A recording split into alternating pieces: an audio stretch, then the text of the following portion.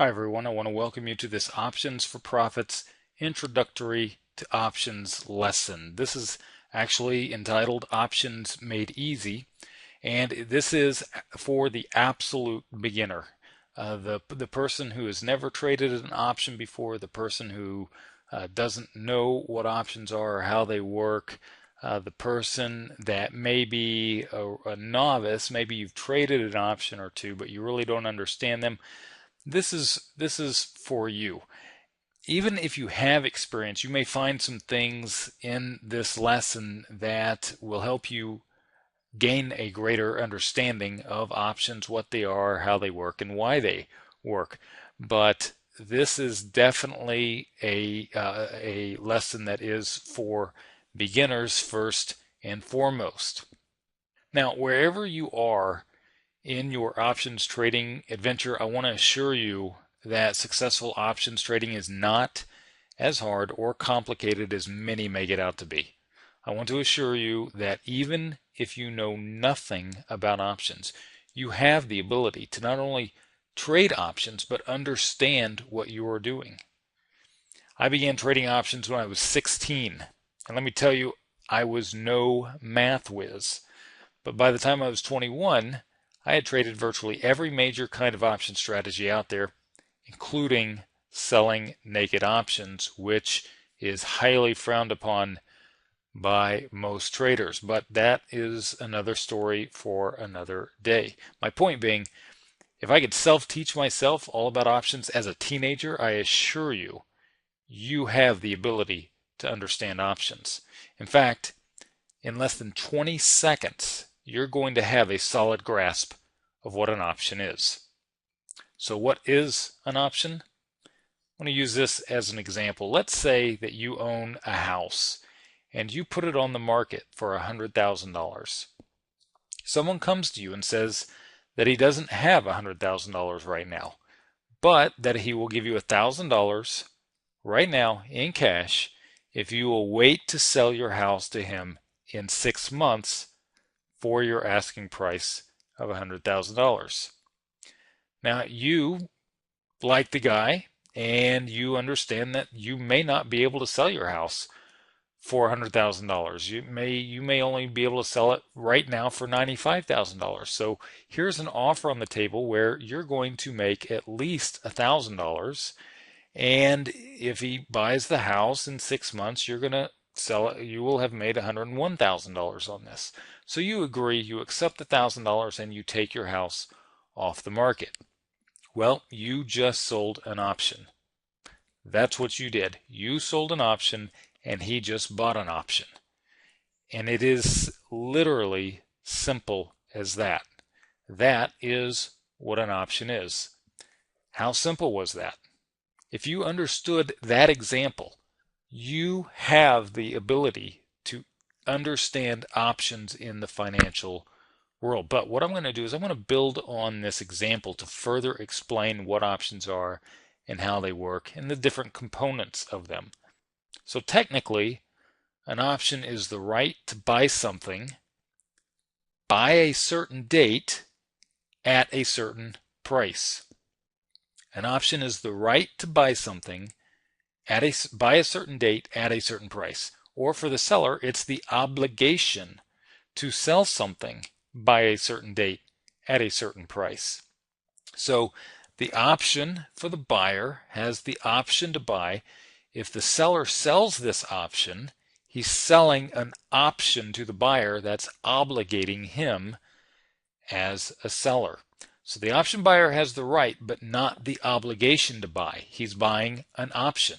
He can either choose to buy the underlying whatever it is, and in this case a house, or he can choose not to. The option seller, on the other hand, has an obligation to sell the house to this option buyer because he sold him that right. He sold him the right to choose to either buy the house or not buy the house. And for that right, it cost him $1,000. And that is the only terms with which can be met under this. So it's only according to the agreed terms that this can be carried out. It is actually a contract. But using the house example, let's see how this works. We're going to call you Billy Bob. You own the house, and the person who bought the option from you, we'll name him Thornton. So Billy Bob is the seller of the house. Thornton is the buyer of the house. And this is just to keep the two separated. So Billy Bob owns the house and wants to sell it for $100,000. Thornton gave $1,000 to Billy Bob for him to hold on to the house for 6 months and then sell it to him for $100,000. Now, during this 6-month period, a toxic waste dump was found in your neighborhood, and the value of all the homes went to crap, pun intended. So you contact Thornton in 6 months and say, hey, I held on to this house for 6 months. Now give me my $100,000. Thornton replies, nay, that house isn't worth $100,000 anymore. I think I'll pass, and you can keep the house. So what has happened here?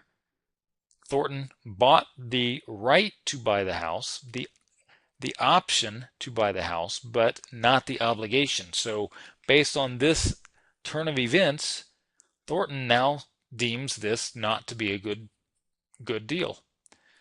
So by refusing to exercise his option to buy the house, Thornton did lose the $1,000, but he ended up not losing tens of thousands of dollars by buying a house for $100,000 that wasn't worth $100,000, right? Now Billy Bob, on the other hand, made $1,000, but by waiting to sell his house, he ended up, in reality, losing tens of thousands of dollars in the value of the house. But let's flip that around. Let's say that instead of a toxic waste dump being found in the neighborhood, several neighbors found diamonds in their yard. Overnight, home values literally doubled. Now, in 6 months, Thornton comes to Billy Bob with $100,000 and says, sell me your house. What happens then?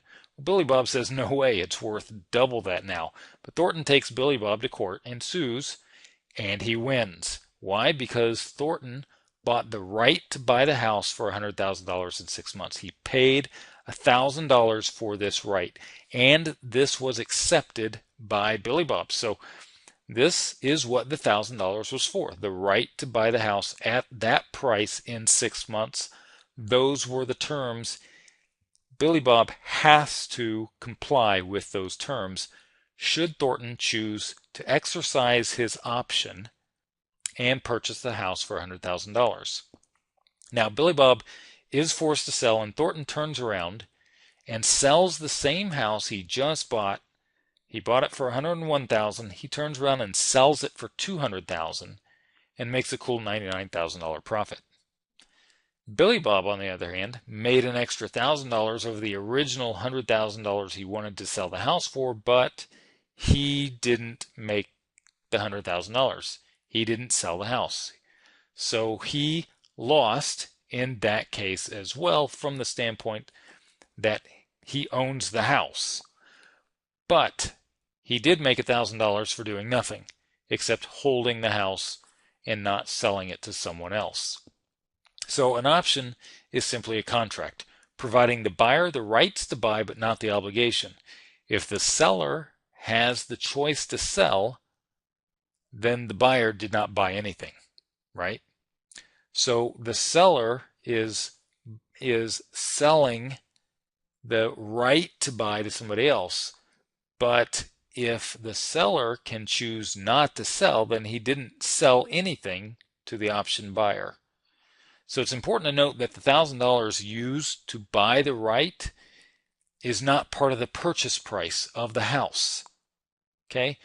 He doesn't get to apply that $1,000 to the house, to the $100,000 he uses to pay for the house. This is a completely separate transaction. If it were part of the purchase price, then the act of the purchase would have already started. The act of the purchase of the house would have already started, and the buyer would have obligated himself to complete the purchase. But it's not. He was purchasing an option. He was purchasing something that they just created literally out of thin air, an agreement for the seller to not do something now, but do something in 6 months. And that's what the option buyer was purchasing. So it makes perfect sense in how options work, and I hope that that explanation helps you understand what an option is. But this is why, no matter what, the option buyer loses the $1,000. Okay? An option buyer loses the $1,000. It is also important to note that options always involve time. In this instance, the option buyer bought the rights to buy, but those rights ended in 6 months. If he does not purchase the house within 6 months, his option to buy the house has expired, and the seller is no longer obligated to sell the house after that time. Okay, so if he waits for 6 months and a day, and then comes and says, hey, sell me your house, the seller is then not obligated to sell the house because the contract has expired. Their agreement has expired. Okay, so I'm going to give you some definitions now based on this example. The $100,000 is the price agreed upon by the seller to sell the buyer the house in 6 months. $100,000. That is called the strike price. Okay, that's the price at which the transaction is going to be made in some point in the future. The expiration date in this example is 6 months, and in the financial world it's always a specific date, but in this one it's in 6 months, so there's always an expiration date, and there's time involved, and of course the strike price, which is part of the agreement. Now, options are divided into two main types. One type is called calls. The other type are called puts. We're only going to deal with calls in this lesson. I'll deal with puts in the next one. But a call is simply a right to buy. Okay? A put, on the other hand, is a right to sell. So that sometimes confuses traders before they have a solid understanding or grasp of what the option is in the first place. So we're not going to deal with puts right now. We'll just deal with calls. A call is simply the right to buy. So if I buy a call, I'm buying the right to buy the house. Then, of course, the option price is the price paid for that right. And in this case, it was $1,000. So right there, you should have a solid understanding now of what an option is and how it works. Now let's transfer this information into the financial instruments, such as, for example, stocks. And I'm sure most everybody listening to this has heard of Apple stocks, Apple stock, Apple, iPad, iPhone, obviously one of the biggest fads recently. Nonetheless, I recently bought one Apple option. I bought an option in Apple, and here are the details. I bought one Apple October 17th expiration, $100 strike call for 50 cents. Okay, so this works exactly like the example I gave to you in the house. I bought one Apple October 17th expiration, 100 strike call for 50 cents. Can you explain to me this statement that I just gave to you? Can you explain to me the different aspects of this statement? What is the expiration? What is the strike? And what is the 50 cents? You should be able to provide that, right? So I bought the right to buy Apple stock at $100 on or before October 17th. To buy this right, it costs me 50 cents. Now, let's move forward and go through the same process as I went through in the house. If on October 17th, Apple is trading at $110, okay? If it's trading at $110, should I exercise my right to buy the stock at $100? Of course. Of course I should, because what I could then do is I could then turn around and sell that stock that I just bought for $100 for $110 and make $9.50 in profits. $9.50 because remember I paid 50 cents for that option. So there is a cost that is associated with buying that time or buying the right to buy the stock at a certain price. Now, if on October 17th Apple is trading at $90, should I exercise my right to buy the stock at $100? Of course not. And why? Because I can choose not to exercise my option and just buy the stock at $90 instead, right? I don't need that option to buy at $100 because the stock is trading way below that. So why exercise that option when I can just turn around and buy the stock for $10 cheaper than if I exercise my option, right? Makes perfect sense in that context. Now, let's say that I bought the option on September 17th and Apple is trading at $95. I bought the option on September 17th. It expires on October 17th, so I have 1 month until it expires. Now, right now, Apple is trading at $95. Now, why would I do this? If Apple is trading at $95, why would I buy a $100 strike call that expires in 30 days when Apple is not trading at $100? Well, there are several reasons for this.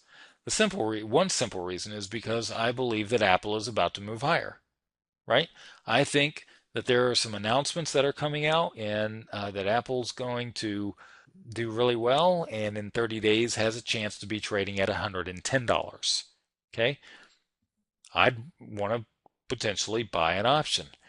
Maybe I think the iPhone 6 is coming out, and when it comes out, it's just going to absolutely explode, and it's going to be a huge success, and I think Apple stock is going to move higher because of that. Then I might buy an option that expires sometime after that occurs because I think Apple stock is going to go higher, right?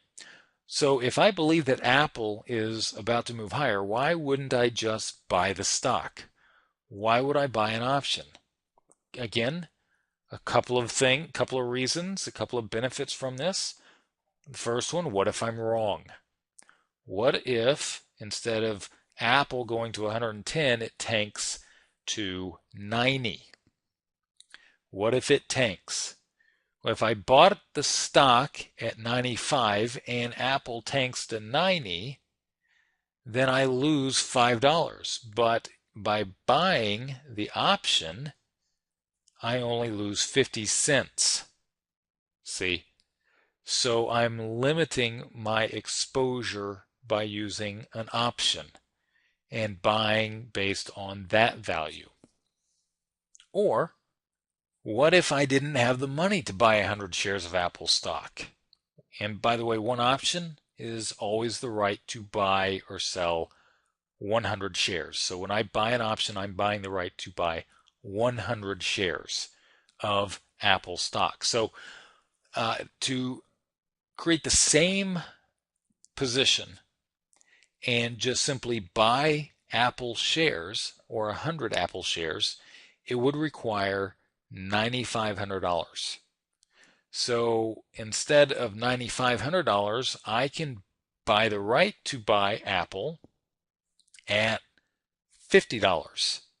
Okay, because one option is equal to 100 shares, therefore I multiply my 50 cents by 100, and that means it actually cost me $50. So instead of $9,500 required capital to buy the underlying market, I instead buy the option, and it only cost me $50. And the worst thing that can happen to that option is that it goes to zero, right? So I can't lose more than $50 in this transaction. So those are a couple of reasons of why I would want to buy options. Now, an option, because of this, provides you leverage. If I were willing to risk $9,500 in Apple, I could actually buy a whole lot of options as opposed to just buying 100 shares of stock, right? So obviously for me to lose $9,500, Apple would have to go to zero, which is probably not going to happen, but you get the idea, right? This is called leverage. With options, when you buy options, you have leverage. Now, this is how I got started when I was 16, a very similar situation. I actually bought two Phillips Petroleum $17 strike call options for approximately $1.50 each, or $300 total.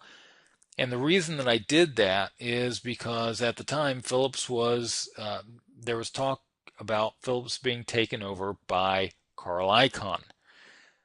And I happen to grow up in the city that was the Phillips headquarters. It's still the Phillips headquarters, but it's now called ConocoPhillips.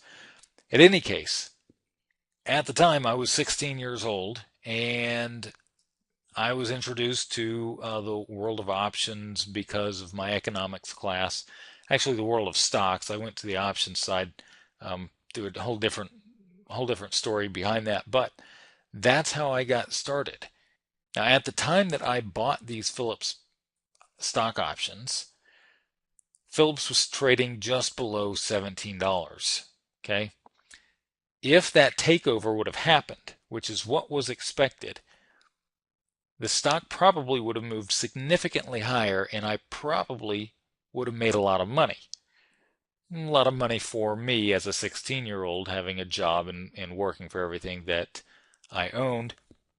$300 is a lot of money, and any money that I would have made off that would have been a huge amount of money to make in a short period of time. So I bought two of them, forked out $300. The takeover did not happen. The stock remained below $17 at the expiration date, and I ended up losing the $300, which was a lot of money for me at the time. My first car that I had paid for about a year before that, I only paid $800. So that kind of gives you an idea of how much money that was to me at that time. So that's how I got started. And it's in the same mind frame that somebody might want to buy an options. As a 16-year-old, there's no way that I could have afforded to buy the stock, the underlying stock, to make that investment. It was just absolutely impossible, not to mention the commissions were unbelievably high back then. So, going back to Apple, if at the time that I bought this option, Apple was trading at 95, now going back to the Apple example, if at the time I bought this option, Apple was trading at 95, this means that the stock would have to move higher to reach the strike price, right? In other words, it's trading at 95. The stock would need to move higher in order to reach this $100 strike price. This is because the option that I bought is called an out-of-the-money option. An out-of-the-money option. This means that if the stock stays where it was when I bought the option, I would lose the entire value of the option. Okay? If I buy an out-of-the-money option and the stock does not go anywhere, I will lose the entire value of the option if I hold on to it until the final day or the expiration day. In fact, if I hold the option until expiration, I will lose the entire 50 cents or $50 based on the actual value, because one option is worth 100 shares, right? But I would lose that entire $50 if Apple closes at any price less than $100 on expiration.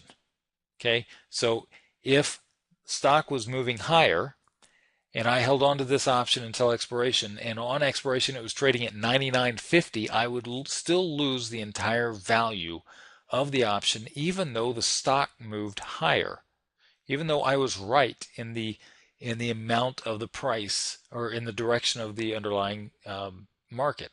What I was not right in was how much the underlying market would move higher by the expiration date. Okay, so that kind of gives you an idea of what happens with options and what you're paying for with that leverage. There is some negative connotations that are going on as well. So instead of buying the stock if I would have bought the stock and Apple moved from 95 to 99.50, I would have made $4.50 with that purchase. But because I bought the option and held on to it on expiration dates, because Apple was trading below the strike price, I lost the entire value. Having told you that, most option buyers lose. A majority of option buyers lose money. Now, I will throw that in there right now, and we'll come back to it in the next lesson. Nonetheless, what happens if the day after I bought the option, so I bought it on September 17th, if you'll recall, but what if the day after I bought the option, Apple goes from 95 to 100? What then? Well, the value of the option increases because the probability that Apple will then close greater than $100 on the expiration day has also increased significantly. The underlying market, or Apple, has made a move closer to the strike price. Therefore, the value of the option increases. And if I want, I can then sell that option.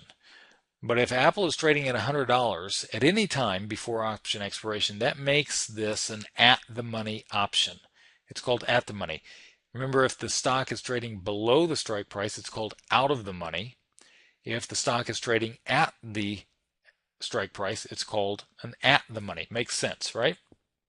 Nonetheless, if Apple moved $100 to $100 the day after I buy the option, I can turn around and sell the option at a higher price and make money without ever buying the underlying stock. So there is that benefit as well.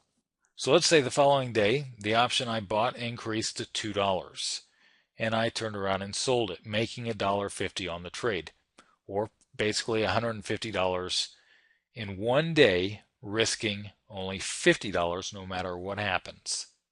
So this is the motivation of why many option buyers buy options, because they can make a lot more than they're risking and they can make it pretty fast, but the whole time they are absolutely limiting their risk exposure. So there's that attracts a lot of buyers, a lot of option buyers. Now, if the day after that Apple drops back to $95, the value of the option would also drop again, because the underlying stock is again moving away from the strike. So the value of an option will increase and decrease as the market is moving, right? But it also increases, it also decreases as time passes. So the closer you are to the expiration, the cheaper the option is going to be. I'll talk about that more here in a second. However, if the day after I sold the option, I sold my right to buy Apple at $100 to someone else. Okay, so if the day after I sold the option, what I did is I sold the right to buy Apple at $100 to someone else, Apple continues to move higher, let's say to 105, then the value of the option must be worth at least $5. Okay, it must be worth at least $5. Now, whether I bought it or whether I got rid of it or whether I held on to it doesn't matter in this example. My point is that if the underlying stock moves above the strike price, then it's called an in-the-money option. And it's in the money because the option then has actual value to it. It has actual value.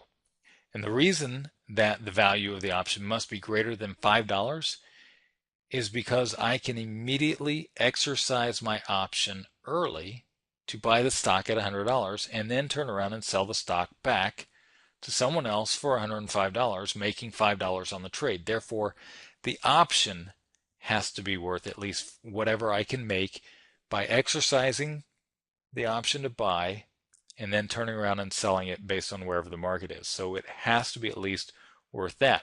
And it's generally going to be worth more than that because there's still time involved. Time is always involved with options. So if Apple is trading at 105 with 4 weeks left on the option, that 4 weeks is worth something because it means that the market could continue going higher. right? So the option has, again, actual value of $5. This is called intrinsic value. Actual value is synonymous with intrinsic value. Intrinsic value obviously being intrinsic value within itself. So the option has value because the stock itself has value. Now, since there's still 4 weeks left until expiration, that option might be priced at $5.50, not $5. So there's still time left, and that time is worth something. That extra 50 cents is called time value or extrinsic value.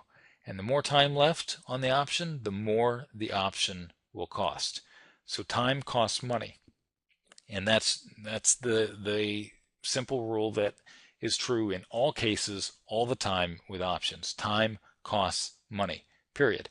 So the more time that is left on the option, the more the option will cost. And time value is called extrinsic value. It's value outside of the actual value within the underlying market. So that's extrinsic value. The more time left on the option, the more the option will cost.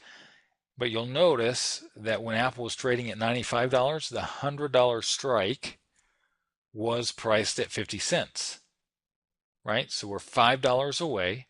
It's priced at 50 cents. Guess what? That entire 50 cents is considered extrinsic value because there is no actual value of that option because the strike price is above the underlying price of the market. So this is an out of the money option. It means that there's no actual or intrinsic value on the option. Therefore, the entire price of that option is time value or extrinsic value. So all out of the money options are time value options. There's no intrinsic value. It's all time.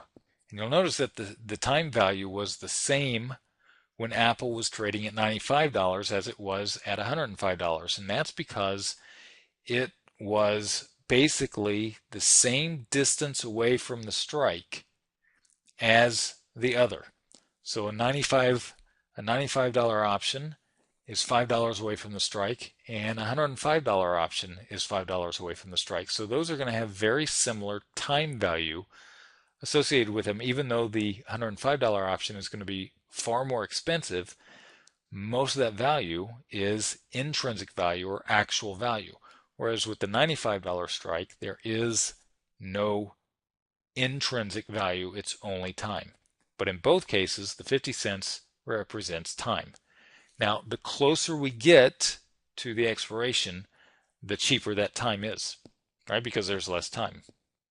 Now, the time value, the way I just explained it, should always be similar, but it's not necessarily going to be exactly the same. So a $95 option and a $105 option may not always have exactly the same amount of time value associated with them. One may have more than the other based on volatility, based on recent movement, based on a variety of different things, but it's going to be very similar as a general rule.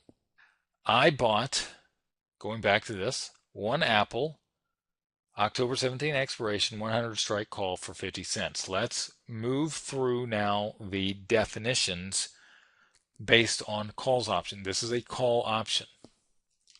In the money equals the strike less than the underlying price. And in the money call option is when the strike is less than the underlying price. An at the money call option is when the strike is equal to the underlying price. And then an out of the money option, call option, is when the strike is greater than the underlying price. So what is the Apple option that I bought? Market was trading at $95. Is this an in the money, at the money, or out of the money option? Right, it's an out of the money option because the strike is greater than the underlying price. Okay, then extrinsic or time value is all value that is not actual value. So in this one, there is no actual value because the underlying stock is not trading above the strike. So in other words, if I exercise my option to buy at $100, I cannot turn around and sell it for $100 or $101 or $102 because the underlying stock isn't trading there. So there's no actual value there. Okay, so this entire amount is extrinsic value. Intrinsic value is the actual value due to the option being in the money. And it's in the money by however much it is above the strike. So if Apple is trading at 105, then the 100 strike option is in the money by $5. So there's going to be $5 of actual value, and then depending on how much time is left, there's going to be additional time value left on that. And then of course the expiration, again, the day the right to buy expires. Okay, so that just gives you a recap of definitions. A couple other things I want to cover in this lesson before we move to the next lesson and cover puts. First of all, most stocks with enough volume have options available that expire on the third Friday of every month. Okay, so this is a regular thing. The options trading world is an absolutely huge trading world. It has a lot of volume, a lot of interest, so there's a lot of opportunities out there. And most stocks with enough volume have options available that expire on the third Friday of every month. So that expiration day is set. You don't get to set it. It's set by the exchanges, and you either choose to buy that option or not buy that option, or sell that option or not sell that option. Further, many stocks, and this is just recently, and it's provided the most incredible opportunities for option traders ever. But most stocks, or not most, but many stocks now have options that expire every Friday, up to 6 weeks out. So I can buy or sell an option that expires on any given Friday up to 6 weeks out on many of these stocks, Apple being one of them. Option pricing. And I've already covered this to some degree, but hopefully this will be a recap that will help you make sense of it. The more time left on an option, the greater the value of the option, because you're buying time, right? So the more time you're buying, the more expensive it's going to be. So accordingly, a November 21st expiration option will always cost more than the same strike October 17th expiration option because there's an extra month of time. There's 1 month of time more than there is on the October 17th expiration option, right? So you're buying an extra 30 days, therefore, actually it's a little more than 30 days, but therefore that option is going to be more expensive. Further, the December 19th option expiration option is always going to cost more than the November 21st expiration option, again assuming the same strike, etc., etc. So that should make perfect sense. And if you go back to the housing situation, if the person says, hey,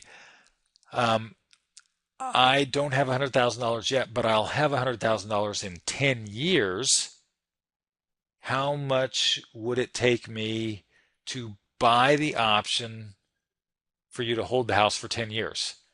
Would it be more? Yeah, probably significantly more, right? Because home value will most likely go higher in 10 years, right? And you don't get to sell it for 10 years, so there's a lot more value. It's going to be a lot more expensive. Makes perfect sense in the option world, in the financial instruments as well.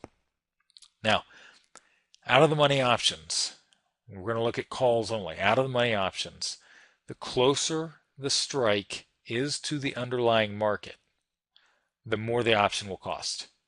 The further away the strike is from the underlying market, the less the option will cost. Okay, so in our Apple example, if Apple is trading at $95, the $100 strike is out of the money by $5 and will cost more than the $101 strike with the same expiration. Why? Because this one is $6 out of the money. So Apple would actually have to move further for there to be any actual value in the $101 option. Therefore, it's going to be cheaper than the $100 option, right? Okay, moving on. Out of the money options again. Likewise, the $99 strike is closer to where the market is trading, which is $95, and would therefore be more expensive than the $100 strike. So I paid 50 cents for the $100 strike. I might have chosen to buy the $99 strike and maybe paid 65 cents for that strike. Okay, so the closer you are to the actual value of the market, the more expensive the option is going to be. Now let's look at in the money options. In the money options, and again, calls only. The higher the underlying price is over the strike price, the greater the cost. And why? Because there is more actual value in the option. So if the market is trading at 105, the $100 strike call will cost more than the $101 strike call, because there's $5 of actual value in the $100 strike, and there's only $4 of actual value in the $101 strike. So the higher the underlying price is over the strike, the greater the cost of the option, because there's that more actual value. Okay, so that gives you a basic foundation of what an option is, how it works, why it works, and that should prepare you for lesson 2 as we finish up the Options Made Easy section of my Options for Profits course.